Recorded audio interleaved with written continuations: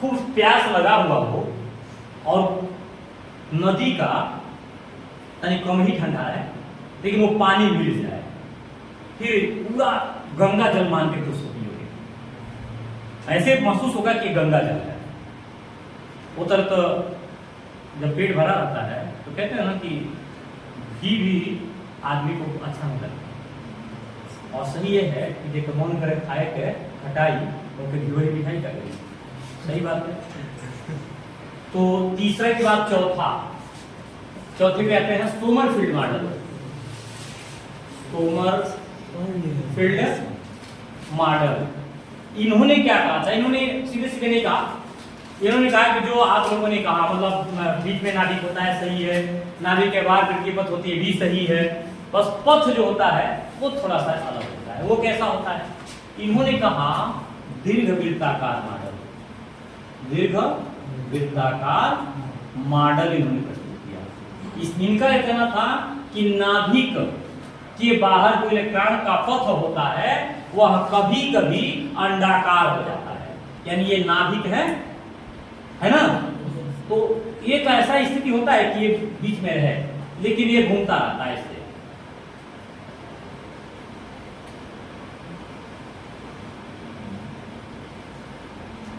देखोगे कुछ घूमता होने जा रहा है, जैसे ऐसे घूमते हुए नजर आएगा तो यहां से यहां तक आने में ये नाभिक का बाह्य स्तर था, और ये मान के चलो जो तुम कोष कह रहे थे उसके बीच में यह कुछ दिख बना है, या इसी को बनाओ, इसको बनाओ, इसको बना लो, यानी ये बना रहा है। इसका मतलब ये कि कोषों के मध्य में भी उपकोष पाए जाते हैं। इन्होंने उपकोष कहा कि कोषों के मध्य में, यानी सेम बात हुई थी, कोषों के मध्य वृत्तीय पथ होते हैं उन्हें उपकोष कहते हैं, उपकोष कहते हैं। और इसमें इलेक्ट्रॉन का जो घूर्णन होता है उसका कोणीय संवेग kh/2π के बराबर होता है, यानी वृत्तीय पथों में इलेक्ट्रॉन का कोणीय संवेग kh/2π के बराबर होता है। हालांकि इसके पहले नील बोर वाले में nh/2π होता है, तो n को मुख्य क्वांटम संख्या या मुख्य कोष का नाम दिया गया था, और n को 1 2 3 4 कहते हैं। यहाँ k को उपकोष कहते हैं। उपकोष की संख्या में आएंगे तो 0 1 2 3 कहते हैं, अगर नाम में आएंगे तो इनको s p d और f उपकोष का नाम दिया गया। लेकिन यहाँ भी ये सूक्ष्म स्पेक्ट्रम देखो, यह s शार्प होता है, यानी ये बहुत नजदीक होता है नाभिक के। p जो होता है वो थोड़ा सा s से बाहर होता है। ये भी अंदर की बात है, कोषों के बीच की बात बता रहा है, जैसे k कोष l कोष m कोष n कोष है ना, उन कोषों के बीच आखिर जगह नहीं बता रहे थे, फिगर बनाए थे तो उसमें जगह बना था, उसकी जगह के बीचों में जिन्होंने नील बोर ने कहा था कि बहुत सारे वृत्तीय पथ होते हैं, लेकिन सारे वृत्तीय पथों को कोष नहीं कहते हैं। यह बात कही गई नहीं की? फिर बताओ जिसको नहीं कहते हैं उसको क्या कहते हैं? उनको कोष कहते हैं। बहुत सारे वृत्तीय पथों के बीच में जो वृत्तीय पथ होते हैं जिनका नाम कोष नहीं होता उन्हें उपकोष कहते हैं, और जो सबसे छोटा उपकोष होता है उसको यस, जो थोड़ा सा बड़ा हो जाता है उसको P principal, D for diffuse होता है, और एफ फॉर फंडामेंटल होता है। ज्यादा मजबूत हो गया, ज्यादा बड़ा उपकोष हो गया। इस तरीके से इन्होंने इन वृत्तीय पथों के बीच वाले जिसके बारे में जानकारी नहीं थी उन स्पेक्ट्रमों को इन्होंने नाम दिया और उनके बारे में उनका विचार प्रस्तुत किया, लेकिन ये भी सफल नहीं है। इनकी दिक्कत क्या थी कि माइक्रो स्पेक्ट्रम के बारे में यह जानकारी नहीं दे पाई। माइक्रो स्पेक्ट्रम का मतलब होता है अति सूक्ष्म, यानी उन वृत्तीय पथों के बीच में भी जगह खाली दिख रहा था, उनका क्या नाम दिया जाए? फिर समस्या आगे नहीं होता गया। और ऊर्जा तो ठीक था, ऊर्जा का उप ऊर्जा भी ठीक था, उप ऊर्जा के अंदर यह भी ऊर्जा है सूक्ष्म ऊर्जा, उसकी जानकारी इन्हें नहीं थी। और इसके बाद तब मामला बिगड़ गया और आ गया पांचवा आधुनिक परमाणु मॉडल। क्लियर हो गया। आधुनिक जो है उसको श्रोडिंगर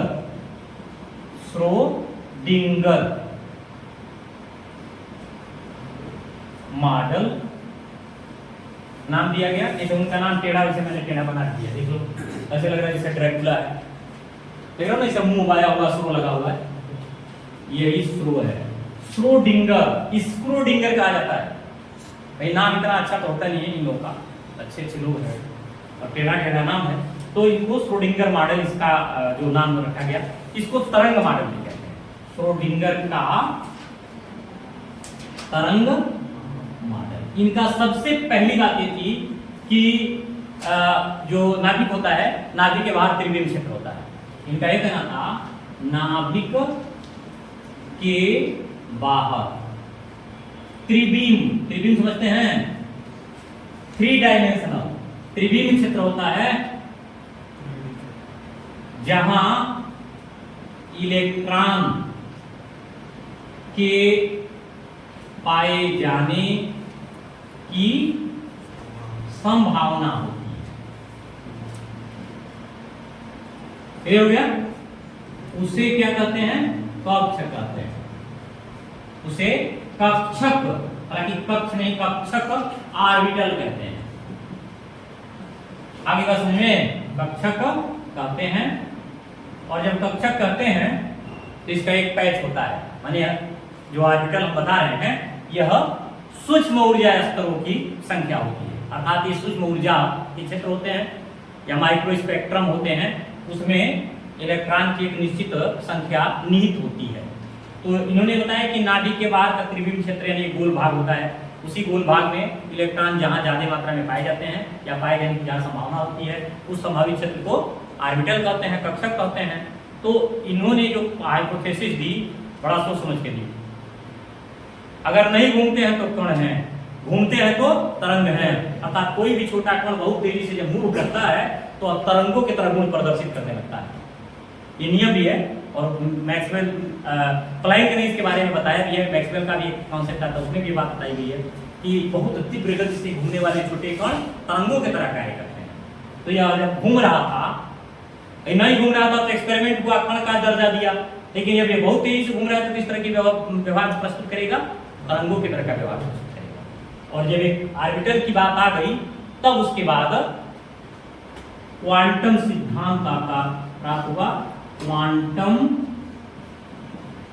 सिद्धांत। और क्वांटम सिद्धांत की शुरुआत कहां से हुई?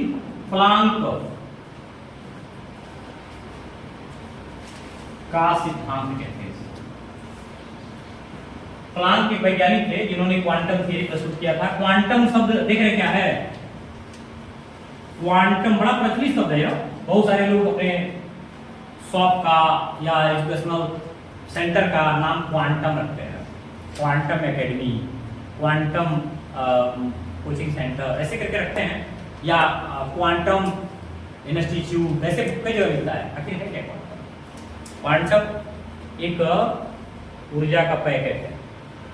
सोलर एनर्जी से जो ऊर्जा पैकेटों में आता है, बंच बंच में आता है या पैकेट पैकेट में आता है, that packet of energy is called quantum. या उस एनर्जी के पैकेट को, एक एक एनर्जी के जो पैच आते होंगे उनके पैचेज को क्वांटम कहते हैं। बहुवचन में इसको क्वांटा कहा जाता है।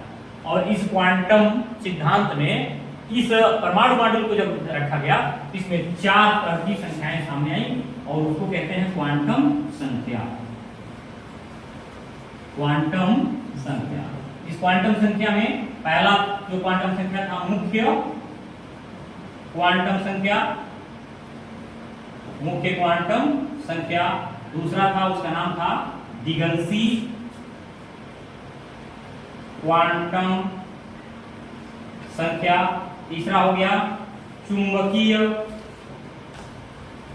क्वांटम संख्या। और जो चौथा है उसको कहते हैं चक्रण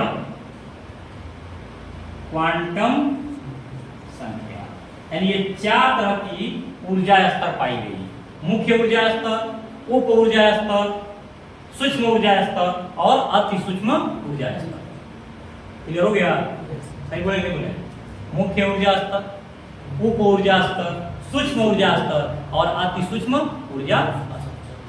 ये 4 ऊर्जा स्तरों को कैसे कोश से, उपकोश से और किस तरह से, किस अंश से जोड़ा गया है, इसको हम अब आगे जोड़ रहे हैं।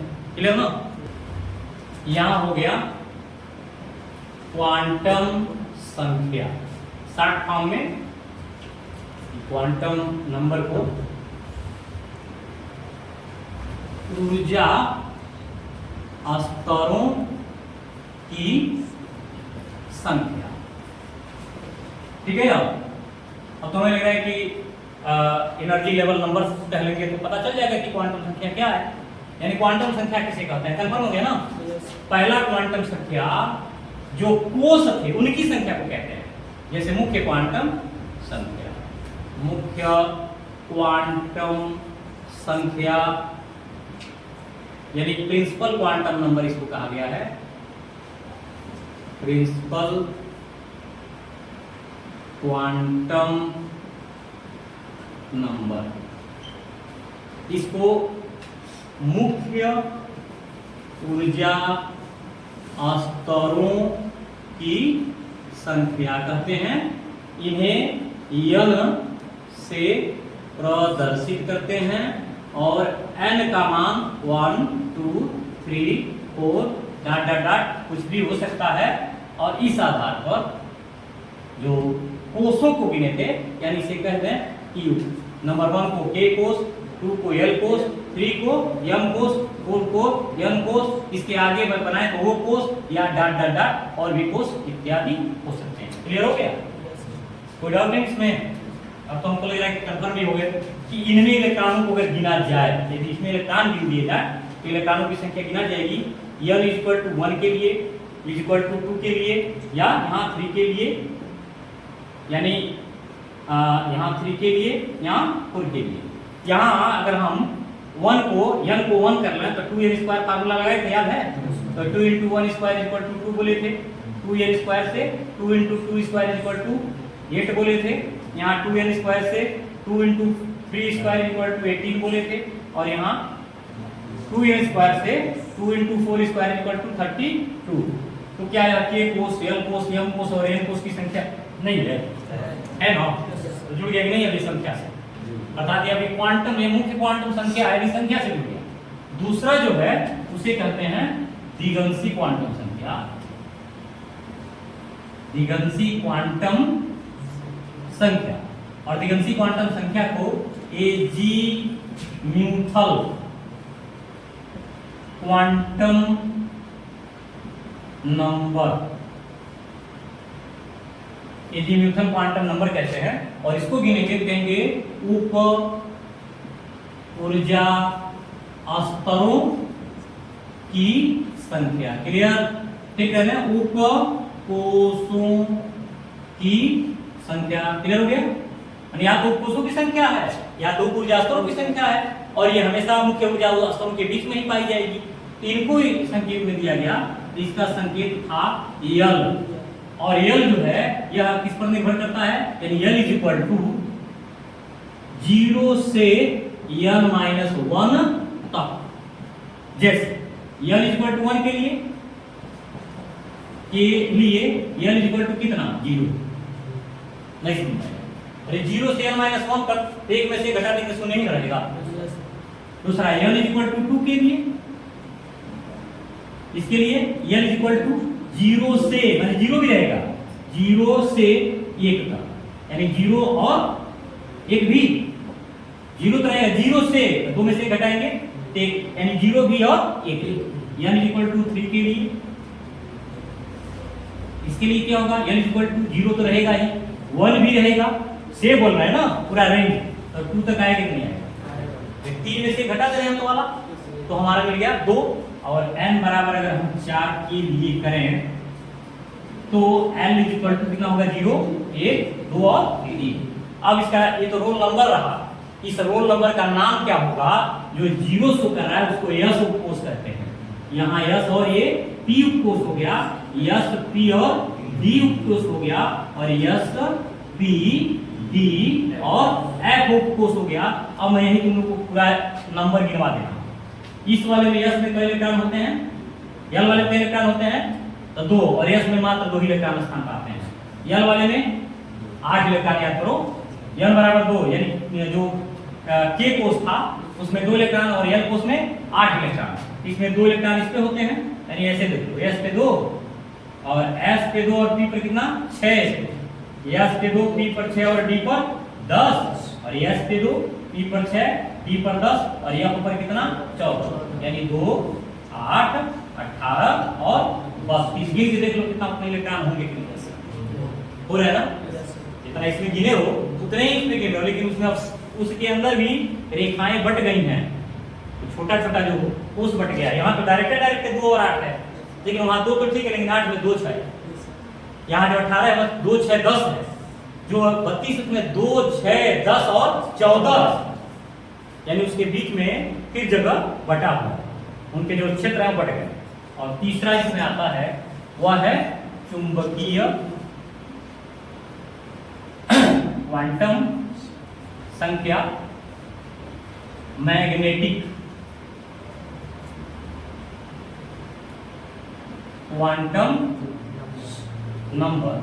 इस मैग्नेटिक क्वांटम नंबर में यहां बताया गया सूक्ष्म स्तरों की संख्या। यहाँ देखो उप बोले ना, यहाँ पर सूक्ष्म बोले, इसका मतलब यह है कक्षकों की संख्या है, कक्षकों की संख्या, यानी ऑर्बिटल नंबर है, ये गिनवा रहा है ऑर्बिटलों की संख्या। अब ऑर्बिटलों की संख्या को संकेत में जानते हैं यम से, संकेत में यम से प्रदर्शित करते हैं, और m जो है वो डिपेंड करता है प्लस l से माइनस l तक। यही क्या बता रहे थे, अगर l बराबर 0 तो m बराबर भी, ठीक है, बात समझ में आ रहा है। अगर l बराबर 1 तो m बराबर कितना -1 0 और फिर +1, यानी इसको -l से +l तक करते हैं ताकि क्रम में रहेगा।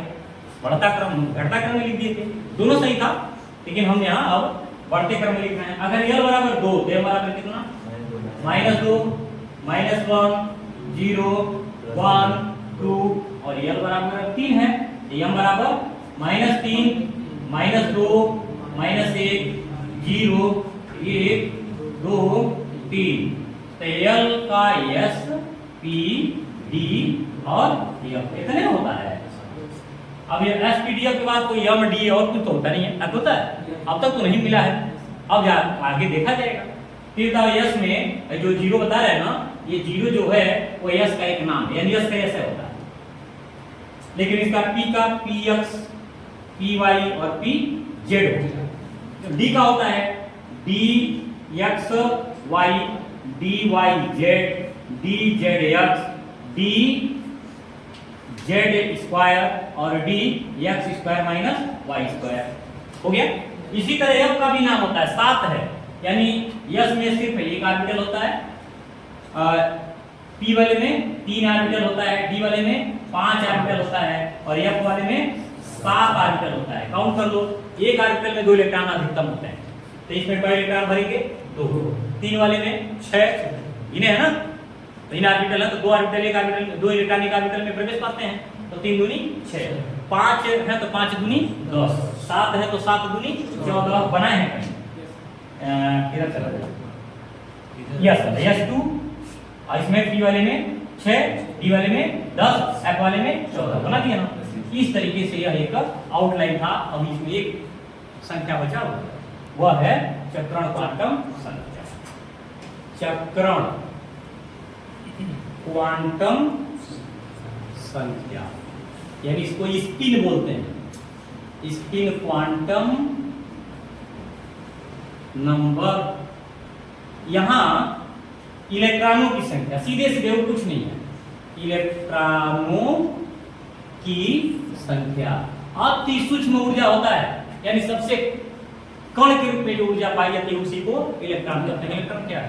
कण है। कण किससे बना है? ऊर्जा का। पढ़े हैं ना कि ऊर्जा से द्रव्य का निर्माण होता है, और ऊर्जा द्रव्य में और द्रव्य ऊर्जा में रूपांतरित होती रहती है। इसीलिए ऊर्जा का न तो विनाश होता है और न तो उत्पत्ति होती है, केवल एक रूप से दूसरे रूप में रूपांतरण होता है। ऊर्जा संरक्षण का नियम, द्रव्य का न तो विनाश होता है और द्रव्य का न तो उत्पत्ति होती है, द्रव्य का एक रूप से दूसरे रूप में रूपांतरण होता है। इसलिए ऊर्जा और द्रव्य का एक दूसरे में रूपांतरण होता रहता है, यानी ये दोनों में से किसी को समाप्त नहीं किया जा सकता। Energy neither created nor destroyed, it can change from one form to another form. Same matter is also neither created nor destroyed, it can change from one form to another form. So energy and matter both are non destructive, only transferable.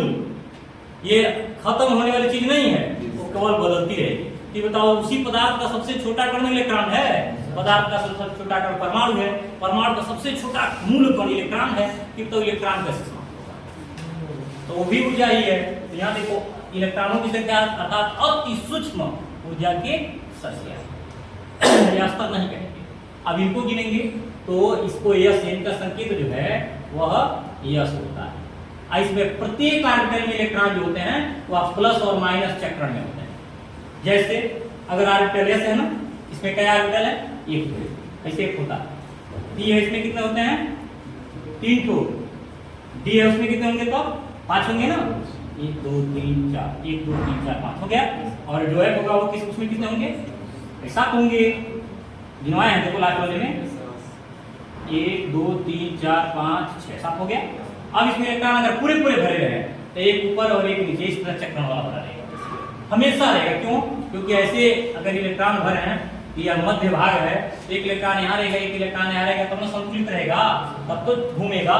और ये दोनों भेदी एक जगह बांध दोगे तो ये नाचेगा नहीं, वही जाकर लटक जाएगा। यानी दोनों सिरे पर इसका समान भार होना चाहिए, तब वो घूर्णन करेगा। और ये चक्रीय गति कर रहा है, घूर्णन गति कर रहा है, वृत्तीय पथ पर घूम रहा है। इसका मतलब है कि इसे दोनों शीर्षों पर होना जरूरी है। तो इसमें भी 2 इलेक्ट्रॉन भरेंगे ऐसे प्लस माइनस करके, भर रहा है ना? इसमें भी क्लियर हो गया। अब तो हमें लगा समझ में आया कि प्रत्येक ऑर्बिटल में विपरीत चक्रण के इलेक्ट्रॉन भरे होते हैं। प्रत्येक ऑर्बिटल में विपरीत चक्रण के इलेक्ट्रॉन भरे होते हैं, जिन्हें प्लस और माइनस हाफ से प्रदर्शित किया जाता है। कहेंगे हाफ क्यों? ऑर्बिटल का आधा हिस्सा, इलेक्ट्रॉन का संख्या नहीं, यह ऑर्बिटलवा का आधा है ना। यार माने बड़ा सा ऑर्बिटल मैंने बनाया, एक इलेक्ट्रॉन है तो आधा, यानी इसको हम डिवाइड कर दिए। ये प्लस वाले हाफ वाला हिस्सा है, ये माइनस वाला हाफ वाला हिस्सा है। इसमें एक इलेक्ट्रॉन यहाँ, एक इलेक्ट्रॉन यहाँ है। कुल इलेक्ट्रॉनों की संख्या कितनी हो गई? यानी इलेक्ट्रॉन 2 है, लेकिन भर का हिस्सा कितना है? आधा। इसलिए जहां दिखाया जाएगा वहां उस घर का हिस्सा दिखाया जाएगा, यानी हाफ हाफ करके दिखाया जाएगा। इस प्रकार ये पूरा चक्रण प्लस और माइनस में चलता रहेगा। और वैसे नहीं, संख्या रेखा पर समझ लो, जैसे हम दोनों सिरों पर रखे हैं, तो जब एक इलेक्ट्रॉन ऊपर जाएगा तो इलेक्ट्रॉन, ये बताओ, हाफ के ऊपर प्लस और हाफ के नीचे माइनस, यानी हाफ है ना, ये हाफ के ऊपर बोल रहे हैं, यहाँ से बीच के ऊपर आप, तो बीच यहाँ आधा ऊपर और आधा नीचे, इसका मतलब half plus and half minus. आधा चलो ऐसे। अब संख्या रेखा देखो, ये इधर हो गया दायां, इधर हो गया बायां। तो दाईं तरफ यहां से अगर कहोगे तो आगे वाला दायां हो जाएगा, इधर वाला बायां हो जाएगा। तो जो बाईं तरफ होगा वो हाफ माइनस, और जो दाईं तरफ जाएगा वो हाफ प्लस। कहीं से भी शो करोगे तो प्लस और माइनस का यहाँ होना दर्शा दिया जाएगा। यार ये दिखाई देगा, क्लियर हो गया? तो ये इतना तुम लोग परमाणु मॉडल जो है यह बताता है कि परमाणु का वास्तविक संरचना कैसा था। भाई किसी मॉडल या किसी संकल्पना से ही हम जानेंगे कि परमाणु इतना छोटा होता है जिसको हम लोग सूक्ष्मदर्शी से देखते हैं, यानी सूक्ष्मतम कण है ना। परमाणु की परिभाषा डाल्टन ने क्या किया था? किसी पे है कि किसी पदार्थ का सबसे छोटा कण जो रासायनिक प्रक्रिया में भाग लेता है, स्वतंत्र अवस्था में नहीं रहता, स्वतंत्र अवस्था में होने की कोशिश करता है। रासायनिक प्रक्रिया में भाग लेना मतलब स्वतंत्र होना चाहता है, और जब स्वतंत्र हो जाता है तो इसका मतलब है या तो वह अणु बना लेता है या तो यौगिक बना लेता है ना ऐसा। तो यह परमाणु की छोटी सी परिभाषा है। तो परमाणु को हम जानेंगे कैसे कि परमाणु कैसा है, गोल है कि चौकोर है कि घनाकार है। तो परमाणु के उसी संरचना को बताने के लिए कुछ लोगों ने प्रयास किया। सबसे पहला प्रयास था जे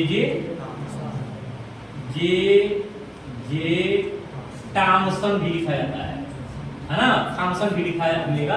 तो जे टॉमसन का परमाणु मॉडल, इस परमाणु मॉडल में क्योंकि इन्होंने तरबूज की तरह परमाणु के होने की पुष्टि की थी, उन्हें उसके बारे में बताया था, तो इसको तरबूज मॉडल भी बोलते हैं, तरबूज मॉडल। यानी जे टॉमसन का तरबूज परमाणु मॉडल हो गया। वाटरमेलन मॉडल हो गया ना ये सर, वाटर प्लस क्लियर समझते जाना, अब उसके बाद मौका नहीं मिलेगा। वाटरमेलन मॉडल माने प्रतिरूप होता है, माने उसका संरचना कैसा हो। तो इन्होंने ये बताया कि परमाणु तरबूज की भांति इलेक्ट्रॉन एवं प्रोटॉन को स्थान देता है। जैसे ये यदि संरचना में मान लिया जाए, ठीक ना, तो इस संरचना में ये वाला हिस्सा जो था उसमें लाल वाला हिस्सा उन्होंने शो किया, यानी ये रेड एरिया हो गया और ये ब्लैक सीड हो गए, ब्लैक सीड, ठीक है। इसको रेड मैट्रिक्स बोलते हैं। जो लाल वाला हिस्सा है ना उसको रेड लाल मैट्रिक्स बोला जाता है। मज्जा जो खाते हैं मुलायम होता है ना, पीत होता है, मज्जा होता है। तो रेड मैट्रिक्स हो गया, ब्लैक सीड हो गई। तो ब्लैक सीड को उन्होंने इलेक्ट्रॉन नाम दिया, यानी उन्होंने कहा एक इलेक्ट्रॉन होता है और जो रेड मैट्रिक्स होता है उसे प्रोटॉन क्षेत्र कहा।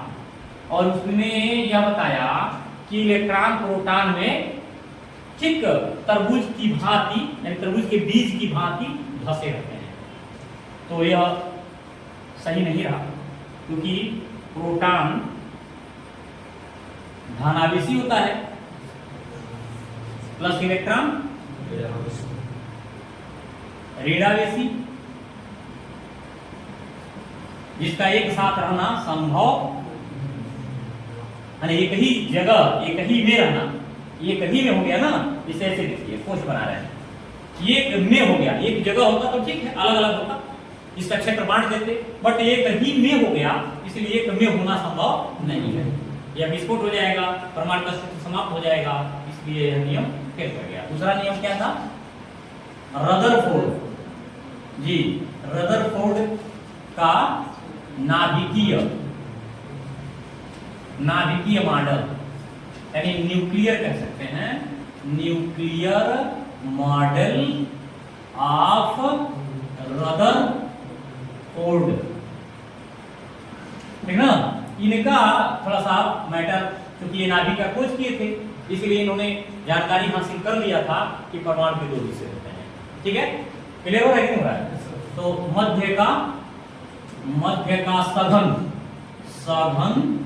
क्षेत्र, ये मध्य वाला सघन क्षेत्र हो गया। केंद्र के चारों ओर का रिक्त क्षेत्र ज्यादा होता है, तो इस सघन क्षेत्र को नाभिक कहा गया, ठीक है। और केंद्र के, ये वही केंद्र जो नाभिक बोला है, केंद्र के चारों ओर का रिक्त क्षेत्र, इसको कहते हैं प्रोटॉन क्षेत्र, और इसको क्या कर दिया गया? इलेक्ट्रॉन।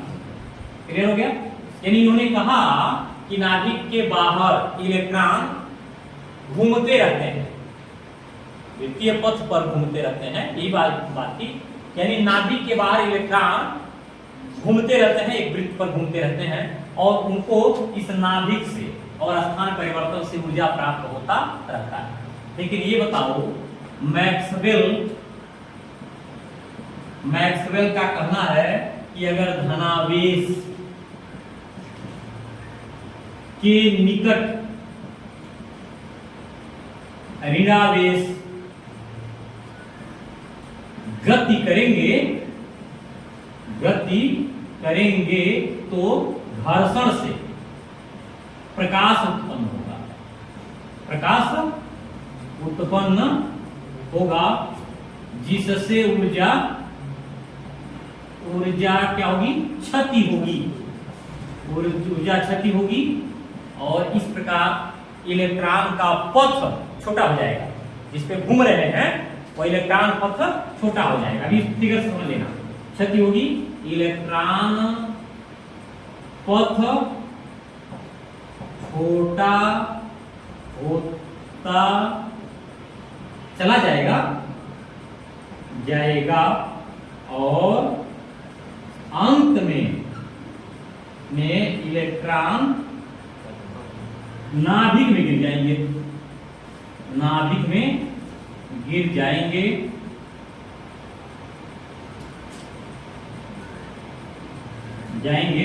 हो गया। अतः नाभिक से परमाणु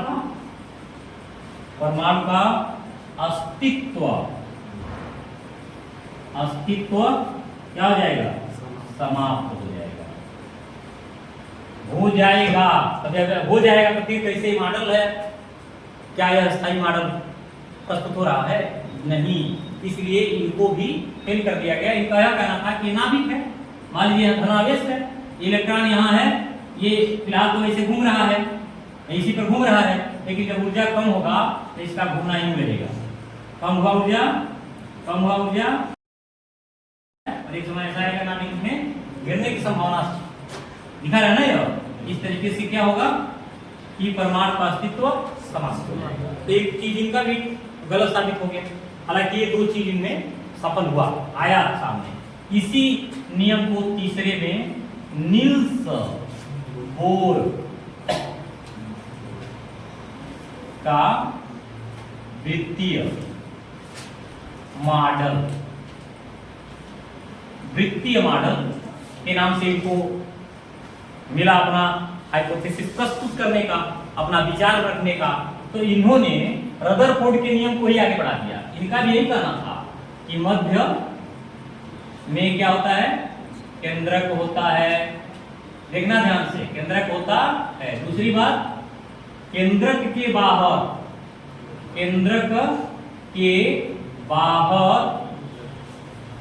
अनेक वृत्तीय पथ होते हैं। तीसरी बात, कुछ वृत्तीय पथों की ऊर्जा निश्चित होती है। निश्चित कहना यहाँ कुछ भी लिख देते हैं, स्थिर होती है। उन्हें क्या कहते हैं, कोष कहते हैं, कोष कहते हैं। बात क्लियर हो गई। इनके कोषों में कोष के, कोष L, कोष M और कोष N में इलेक्ट्रॉन निश्चित होते हैं। उनकी संख्या 2n स्क्वायर से डिसाइड की जाती है। अगर इसको नंबर 1, इसे नंबर 2, इसे नंबर 3 और इसे नंबर 4 करना है तो इस हिसाब से, इस फार्मूले से, यानी 2n स्क्वायर से ये बनता जाएगा इज इक्वल टू, ठीक है ना, यानी 2 × 1 स्क्वायर, 2 × 2 स्क्वायर, 2 × 3 स्क्वायर और 2 × 4 square is equal to 2, is equal to 8, is equal to 18 और इज इक्वल टू 30। क्लियर हो गया ना। ये कोषों में इलेक्ट्रॉनों की इन्होंने अपना कितना संख्या होना चाहिए ये बात बता दी है। लेकिन यहाँ पर एक बात आ गई, यहाँ अपवाद में क्या हुआ, यानी इनके कमियों में आया। कमी क्या था कि इन्होंने भी एक बात कहे कि जब इलेक्ट्रॉन घूमेगा और ऊर्जा कहीं से पा जाएगा तो यह क्या करेगा, उस कोष से अगले वाले कोष में कूद जाएगा। और अगर कहीं घूमते घूमते इसकी ऊर्जा में क्षति हो गई, यानी ऊर्जा उत्सर्जित हो गया, तो ऊर्जा उत्सर्जित हो जाएगा तो वह बाहर वाले कोष से अंदर वाले कोष में कूद जाएगा। एक पॉइंट मिल गया किसी को इस पे कमेंट करने का। भाई कमेंट सही, जाहिर सी बात है, हम जब कूदते जाएंगे तो कहां तक कूदेंगे।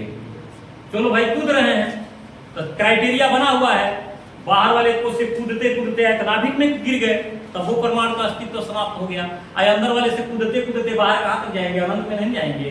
तो अनंत में जाएंगे तब तो परमाणु का अस्तित्व समाप्त हो गया। इस प्रकार से परमाणु का अस्तित्व इन्होंने भी समाप्त कर डाला। अब दूसरी चीज, जीवन का कहना था कि अगर हम इस तरह के चुंबकीय रेखाओं को चुंबकीय क्षेत्र में, यानी इस तरह का जो वृत्तीय रेखा हम दिख रहे हैं, स्पेक्ट्रमों को चुंबकीय क्षेत्र में ले जाते हैं तो वह स्पेक्ट्रम अपनी अपनी छोटी छोटी लाइनों में टूट जाती है। तो जो छोटी छोटी लाइनें हैं उनको क्या कहेंगे, यह बात बताने में यह जो सिद्धांत है, ये जो मॉडल है वो पूर्णतः फेल कर गया। यानी ऐसे बात समझो, इन्होंने एक वृत्त, एक नाभिक कहा, इसके बाद इसमें वृत्तीय पथ बनाया, जिसमें पहला एल कोष कहा, फिर के कोष कहा, फिर एल कोष, फिर एम कोष, फिर एन कोष। इस प्रकार इन्होंने कहा, और कहा कि इधर जाएगा तो ऊर्जा क्या होगी, अवशोषित, अवशोषित, ठीक है। इधर नीचे आएगा तो उत्सर्जित, क्लियर हुआ। तो इस तरह का तरीके से इनके भी नियम में कुछ कमियां रही।